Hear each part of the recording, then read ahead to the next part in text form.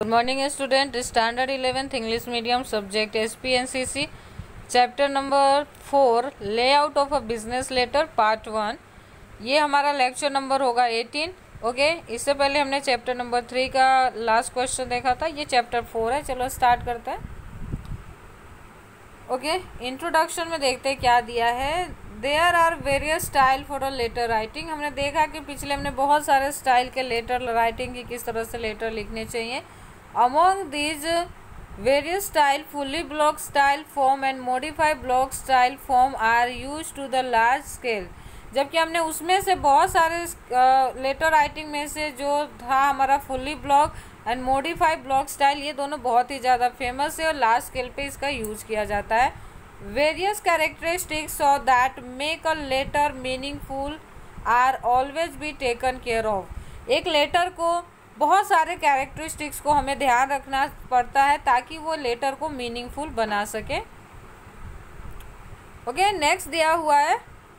It is a फेस that when a receiver a letter or our attention is primarily attracted towards its outward appearance. जबकि हमने देखा है कि हमारे लेटर के लिए हमारे रिसीवर को अट्रैक्ट करने के लिए हमारी पहली जिम्मेदारी क्या बनती है कि उसका आउटवर्ड अपीयरेंस कैसा होना चाहिए. बहुत ही मैं कह सकती हूँ बहुत ज़्यादा इम्पोर्टेंस रखता है कि यहाँ पे इतना अच्छा होना चाहिए कि ताकि उसे देख के ही अट्रैक्ट हो जाए पढ़ने के लिए. तो आउटवर्ड अपीयरेंस बहुत ही फैंटास्टिक होनी चाहिए. The 6 points that make a letter attractive should be necessary to taken care of. कितने पॉइंट्स हैं जो लेटर को अट्रैक्टिव बनाने का काम करेंगे. तो यहाँ पे 6 पॉइंट्स दिए गए हैं जो लेटर के लिए बहुत ही इम्पोर्टेंट रखते हैं. Thus, if the letter is attractive in appearance and written properly, the process of commercial communication become fruitful. अगर आप लेटर को अट्रैक्टिव बनाते हो, प्रॉपर ढंग से लिखते हो, तो जो कॉमर्शियल कोरस्पोंडेंस और कम्युनिकेशन करने का जो मतलब था ना, उसका जो रिजल्ट आता है ना वो फ्रूटफुल होता है, मीन्स कि मीनिंगफुल होता है. In addition to this the structure of a format of a business letter is too important facet. Okay उसके अलावा जो फॉर्मेट होता है लेटर का, जो स्ट्रक्चर होता है, वो भी कहीं ना कहीं बहुत ज़्यादा मैटर करता है. A business letter is divided into 7 parts and if they are arranged to their fixed order. एक बिजनेस लेटर के टोटल कितने पार्ट्स होते हैं. तो यहाँ पे आपने देखा है कि बहुत सारे सेवरल पार्ट्स होते हैं उसके. सॉरी मैंने गलती से 7 बोला था, ये सेवरल लिखा हुआ है. बहुत सारे पार्ट्स होते हैं और हर एक पार्ट्स का अपना फिक्स ऑर्डर होता है कि कौन सी इन्फॉर्मेशन कहाँ पे आएगी. The letter become meaningful and creative desire impact on the reader. और यही सारी चीज़ें हैं जो आपको डिज़ायर रिजल्ट दिलवा सकती है आपके रीडर की तरफ से. Among these various part of these are a few regular part and that should be the compulsorily included in the letter, whereas there are some occasional parts that are included as and when necessary in the structure of a letter. यहाँ पे हमने देखा कि कुछ various parts होते हैं जिसमें से कुछ पार्ट्स क्या होते हैं, रेगुलर होते हैं जो आपको कंपलसरी लेटर में लिखने ही होते हैं, और कुछ ओकेजनल होता है, यानी कोई स्पेसिफिक मैटर से रिलेटेड आपने लेटर लिखा है तो ही ओकेजनल पार्ट्स को आपको ऐड करना रहता है. These parts are also known as occasional parts included as per their needs. हम ओकेजनल पार्ट्स को कब ऐड करेंगे, तो जब उसकी ज़रूरत लेटर में होगी तब. Okay All the parts which form a layout of a business letter are divided into 2 parts. Business letter के जो लेआउट है उसके अकॉर्डिंग हमने बिजनेस लेटर को कितने पार्ट में डिवाइड किया है, तो 2 पार्ट्स है, regular parts and occasional parts. Regular part को आप कंपलसरी पार्ट भी कह सकते हो जो लिखना जरूरी होता है, और ओकेजनल जो कि कुछ स्पेशल मैटर में ही हमें इंक्लूड करने रहेंगे. नेक्स्ट देखते हैं the regular parts of a business letter. It is necessary to maintain pre-decided accepted format of a business letter. अब रेगुलर पार्ट लिखने के लिए हमें ज़रूरी है कि हमारा एक प्री डिसाइडेड फॉर्मेट होना चाहिए बिजनेस लेटर के लिए. आपने लेटर पैड देखा होगा ना, बहुत सारे बिजनेसमैन अपने ऑफिस में अपने कंपनी के अंदर लेटर लिखने के लिए ना प्री डिसाइडेड फॉर्मेट यानी लेटर पैड रखे रहते हैं जहाँ पे चीज़ें बताई गई होती है कि कौन सी चीज़ें हमें कहाँ ऐड करनी है. Accordingly heading, date, inside address, salutation, the body of a letter, complimentary close and signature should be included in their predecided order and predetermined place. Okay, कौन कौन सी चीज़ें होती है? तो heading, date, inside address, salutation, body of a letter, complimentary close and signature, ये सारी चीज़ें predecided and predetermined place पर लिखी गई होती है। All this parts should be consist all necessary information, ये सारे पार्ट्स को आप इंक्लूड करोगे तो सारे नेसेसरी इन्फॉर्मेशन उसमें आ जाती है। If any part is missing, misplace, then the structure of a letter would be incorrect. Okay, अगर आपको लगता है कि कोई भी इन्फॉर्मेशन अगर आप मिस कर देते हो, मिसप्लेस करते हो, तो जो लेटर की जो मोटिव होती है वो कभी भी आप पूरा नहीं कर पाओगे। इसलिए लेटर लिखते समय हमें ध्यान रखना है कि कौन सी इन्फॉर्मेशन कहाँ पे आनी चाहिए। ठीक है, तो हम देख रहे हैं यहाँ पे कुछ इम्पोर्टेंट पार्ट्स दिया गया है। कौन कौन से है? Explanation of a compulsory part of a business letter. Compulsory जो मैंने आपको बताया था कि कौन सा यहाँ पे रखना है आपको। कंपलसरी पार्ट का मतलब जो हमारा बिजनेस का जो रेगुलर मोटिव है पार्ट से उसकी बात कर रहे हैं। ठीक है, इसमें आप देख रहे हो heading and letter head, date, inside address, salutation, body of a letter. Body of a letter को जनरली हम 3 पार्ट में डिवाइड करते हैं, introductory paragraph, middle and conclusive या फिर कंक्लूडिंग पैराग्राफ भी जिसे हम कहते हैं।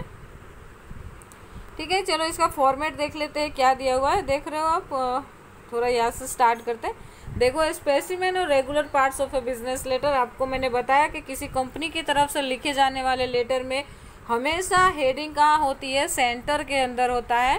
राइट हैंड साइड में आप देख रहे हो ईमेल एंड डेट है। लेफ्ट हैंड साइड में आप पहले फ़ोन नंबर लिखोगे कंपनी का, जस्ट उसके नीचे एक लाइन के गैप में इनसाइड एड्रेस, यानी जिसको आप लेटर लिख रहे हो उसका एड्रेस मेंशन करेंगे। इनसाइड एड्रेस जैसे फिनिश होगा उसके बाद एक लाइन की गैप रखेंगे और सैल्यूटेशन यानी रिस्पेक्टेड सर या रिस्पेक्टेड मैम की बात कर रहे हैं यहाँ पे। ठीक है, तो वो आपको ऐड करना है यहाँ पे। फिर इंट्रोडक्टरी पैराग्राफ, यानी किस मोटिव से आप ये लेटर लिख रहे हो, क्या इंट्रोडक्शन है लेटर का, वो हमें यहाँ पे ऐड करना है। नेक्स्ट है middle paragraph and concluding paragraph. Body of a letter दिख रहा है आपको, यहाँ पे दिया हुआ है। चलो नीचे देख लेते हैं क्या दिया है। यहाँ पे कॉम्प्लीमेंट्री क्लोज। कॉम्प्लीमेंट्री क्लोज का मतलब जो हम थैंक यू ये लिखते हैं ना, एंड जैसे योर फेथफुली, थैंक यू के बाद योर फेथफुली लिखते हो, योर ओबेडिएंट, ऐसे जो भी है ना, उसके बाद हमें क्या करना रहता है? सिग्नेचर। तो ये कंपलसरी पार्ट है बिजनेस लेटर का, जो एक लेटर के अंदर होना ही चाहिए। ठीक है, चलो आगे देखते हैं क्या दिया है। ओके, अब कुछ ओकेजनल पार्ट की बात कर लेते हैं। ओकेजनल पार्ट जो कि सभी में नहीं आता है, जहाँ पे हमें ज़रूरी होता है उसी जगह लिखते हैं। पर्सनल एंड अदर नोटेशन, जैसे आप किसी को कुछ पर्सनली इन्फॉर्म करना चाहते हो जो कुछ खास उसी के लिए है, तो वो पर्सनल एंड अदर नोटेशन डाल सकते हो। बी में है अटेंशन लाइन, कुछ लेटर में कुछ ऐसी लाइनें जो आप चाहते हो कि वहाँ पे रीडर का अट्रैक्शन होना चाहिए, रीडर उस लाइन से अट्रैक्ट हो, तो वहाँ पे आपको क्या करना है? उसे हाईलाइट करनी है, अटेंशन लाइन जिसको हम कहते हैं। नेक्स्ट है सब्जेक्ट लाइन। अगर आप पूरे सब लेटर को कोई ना पढ़ना चाहे तो सिर्फ सब्जेक्ट लाइन ऐसा मेंशन करोगे जिससे आपका मोटिव पता चल जाएगा।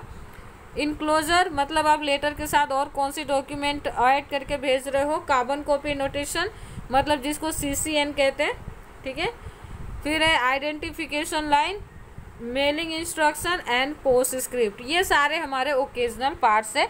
ओके, ये दोनों क्वेश्चन रेगुलर पार्ट्स या और कंपलसरी पार्ट, और सेकंड क्वेश्चन ओकेजनल और ऑप्शनल पार्ट के जो क्वेश्चन है वो 5 मार्क में और 4 मार्क में पूछे जाते हैं एग्जाम के अंदर, तो आपको याद रखना है। ठीक है, इसके एक्सप्लेनेशन में देख लेते हैं क्या दिया है। Explanation of occasional parts of a business letter with example. Apart from the 7 compulsory part of a business letter, there are certain occasional parts that are used as per their requirements in a business letter। आपने देखा यहाँ पे 7 main parts थे और जिसको regular parts हम कहते थे।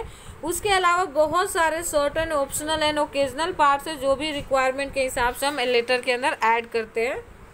It is necessary to develop a clear understanding about the purpose and place of writing any information which should be taken care of। इसकी ज़रूरत क्या होती है? तो ये क्लियरली ये बताने के लिए कि ये लेटर लिखने का मोटिव पर्पस क्या है, ये जानने के लिए।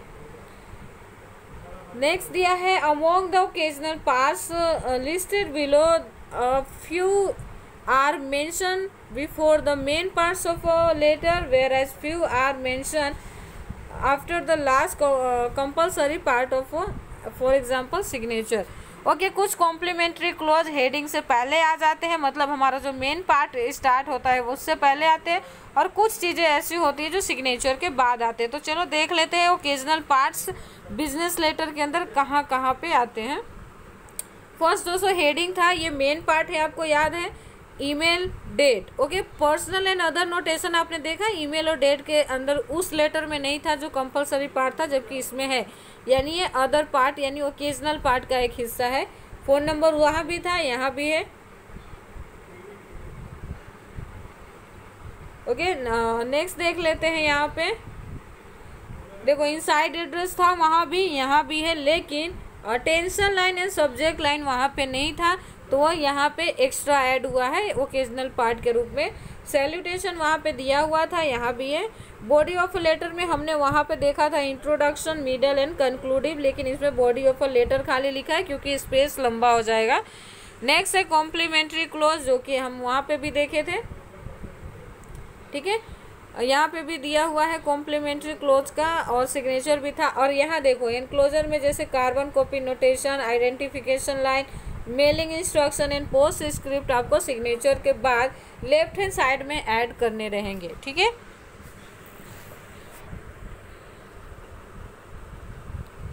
ओके, कुछ डिटेल स्टडी कर लेते हैं। यहाँ पे देखो दिया है detail study regarding regular part और compulsory part of a business letter. तो फर्स्ट है हेडिंग एंड लेटर हेड, जिसको हम कहते हैं। ठीक है, okay, the first regular part provided the introduction of a institute और अ फर्म। फर्स्ट पार्ट जिसको हम लेटर हेड या फिर हेडिंग कहते हैं, वो हमारे फर्म का इंट्रोडक्शन देता है सामने वाली पार्टी को कि फर्म का नाम क्या है। The letter begin with this part, letter की शुरुआत हम यहाँ से करते हैं। सम इंस्टीट्यूट और a firm write their letter in the printed letter head. जैसे मैंने आपको पहले ही कहा कि कुछ लोग लेटर पैड की यूज़ करते हैं और उस लेटर पैड पे इंस्टीट्यूशन या फर्म का नाम ऑलरेडी प्रिंटेड होता है। Name of the institute of firm, types of a business, postal address or correspondence and the other address like a email, telephone, fax, website are mentioned here।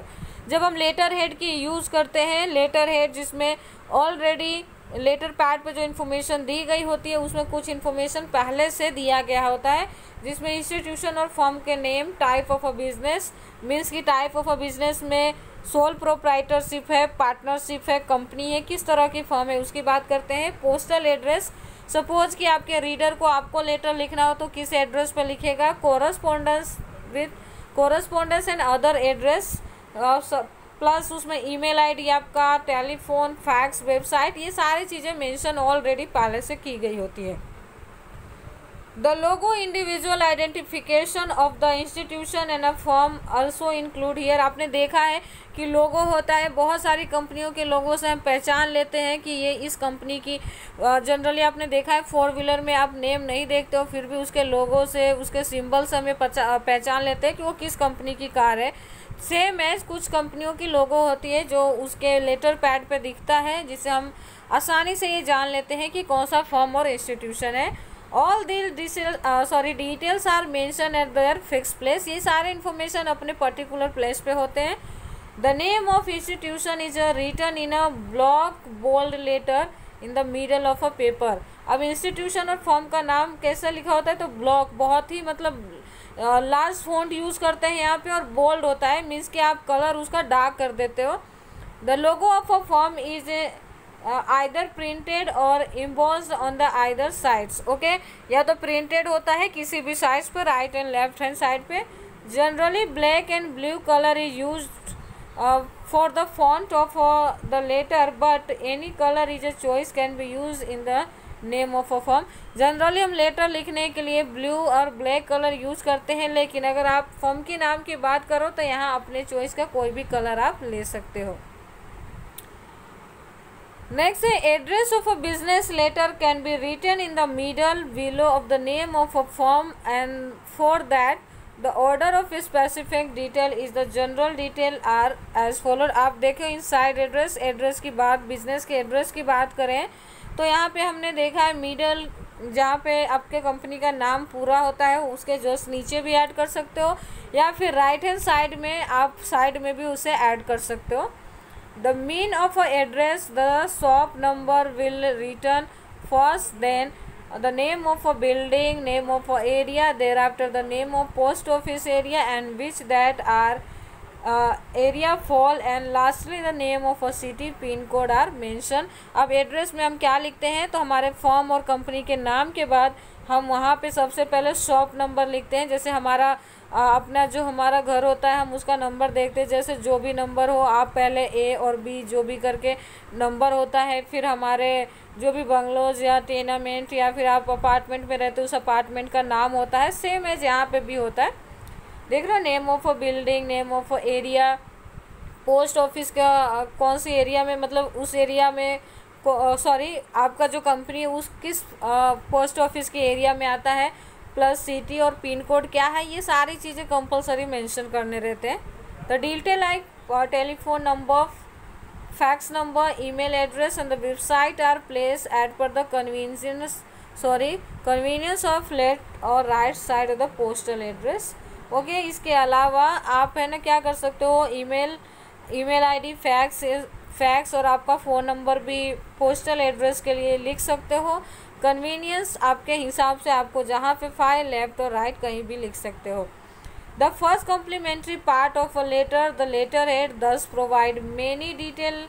It should be noted that it should not cover more than 1/5 part of a paper। आपने देखा कि letter head में जो हमारा letter का head है वो बहुत ज़्यादा इन्फॉर्मेशन कवर करता है, जैसे आपके मकान नंबर, आपका शॉप नंबर, आपकी एरिया, आपका पोस्टल एड्रेस, आपके फ़ोन नंबर, ये सारी चीज़ें बहुत ज़्यादा इन्फॉर्मेशन होता है। लेकिन फिर भी आपको ये ध्यान रखना है कि आपके पेज जो लेटर जिस पे आप लिख रहे हो उसका वो 1/5 पार्ट से ज़्यादा कवर ना करे। सपोज़ कि 20 लाइन्स है, टोटल कितना है 20 लाइन है, तो 20 लाइन को हम 5 से डिवाइड करेंगे तो 4, यानी 4 लाइन से ज़्यादा में आपका लेटर हेड नहीं आना चाहिए। At the time reference number of a letter included in this part. इसमें आपको रेफरेंस नंबर यानी कौन से नंबर का ये लेटर है वो भी आप यहाँ पे लिखते हो। तो इसका देख लेते हैं एग्जाम्पल क्या दिया है। लेटर हेड के लिए देखो एग्जाम्पल लेटर हेड किस तरह से होता है। Better home appliances, dealers of house hold utility, देख रहे हो आप क्या काम करते हैं, यानी फॉर्म का नाम है। फिर 10 shop number, Vineet chambers behind ST bus stand, Barauli 394610, district Surat, fax number, phone number and email ID. ये हमारा लेटर हेड होता है जिसमें ये सारी डिटेल्स फिल की गई होती हैं। ओके चलो नीचे देख लेते हैं, एक और एग्जांपल दिया है इन्होंने समझने के लिए। On the letter head can be written like better home appliances, यानी दूसरे तरह से आप ऐसे भी, मैंने आपको कहा ना कि एड्रेस आप जस्ट इंस्टीट्यूशन के नाम के नीचे भी लिख सकते हो या फिर राइट हैंड साइड में यहाँ पे भी आप ऐड कर सकते हो। तो यहाँ पे ये दूसरा पैटर्न दिखाया है कि dealers of house hold utilities तो दिया है, लेकिन जो एड्रेस है वो राइट हैंड साइड पे इन्होंने मेंशन किया है। फ़ोन नंबर, फैक्स नंबर और email ID left hand side में लिखा है ताकि लेटर का जो है वो बैलेंस दिखे। ठीक है, तो यहाँ आज हम यहाँ तक रखते हैं, नेक्स्ट लेक्चर में आगे की टॉपिक डिस्कस करेंगे। Thank you.